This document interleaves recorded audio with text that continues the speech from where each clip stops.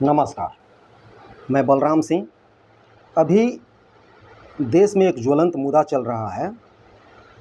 पश्चिम बंगाल में law college के student के साथ उनके ही दोस्तों ने रेप कर दिया है। मुझे ये समझ में नहीं आ रहा है कि ये घटना बार-बार इस तरह की घटनाएँ क्यों घट रही है भाई? और पश्चिम बंगाल के सरकार को इन सब घटनाओं पर ध्यान देना चाहिए और सख्ती बरतना चाहिए। इस घटना के कई पहलू हैं। जहाँ तक मेरी जानकारी है, मैं समझ पा रहा हूँ, इसमें उस स्टूडेंट के साथ उसके दोस्त ने ही रेप किया और वो दोस्त ऐसा है जो उस लड़की को एकतरफ़ा प्यार करता था। एकतरफ़ा प्यार करता था और उसे शादी का दबाव बनाया। लेकिन लड़की तैयार नहीं हुई। जब नहीं तैयार हुई तो उस लड़के ने रेप किया, झांसे में लेकर उसे रेप किया और अपने और दोस्तों को 2 दोस्तों को बुलाकर रेप किया। अब ये बताइए, जब हम प्यार कर रहे हैं तो फिर इसमें उस लड़की के साथ बलात्कार की बात कहाँ से आ गई भाई? जब प्यार कर रहे हैं तो प्यार तो त्याग, समर्पण ये माँगता है। यहाँ ये प्यार नहीं है, यह बिल्कुल यह वासना से वशीभूत होकर उसने ऐसा कुकृत्य किया।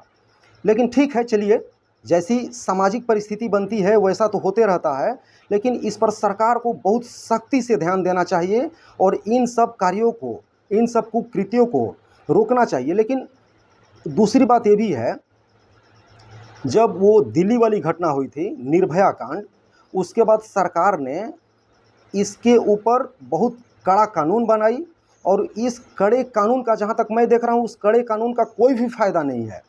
हर हफ्ते, हर 2-4 दिन पर, हर 10 दिन पर कुछ न कई ऐसी घटनाएँ समाज के सामने आ जा रही हैं जो पूरे समाज को शर्मिंदा कर रही हैं।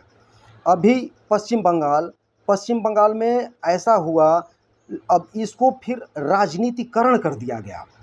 बीजेपी टीएमसी के ऊपर हमलावर है, टीएमसी बीजेपी के ऊपर हमलावर है।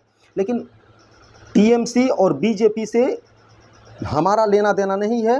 हमारा मतलब हमारे समाज को, हम नवयुवकों को ये कहना है कि आप वैसे सरकार का समर्थन कीजिए जो देश और समाज को सही दिशा में ले जाने का प्रयास करे। एक छोटी सी घटना को लेकर आदमी उछाल दे रहा है, बीजेपी टीएमसी, ऐसा नहीं होना चाहिए, क्योंकि इससे नुकसान अंततः समाज को ही हो रहा है।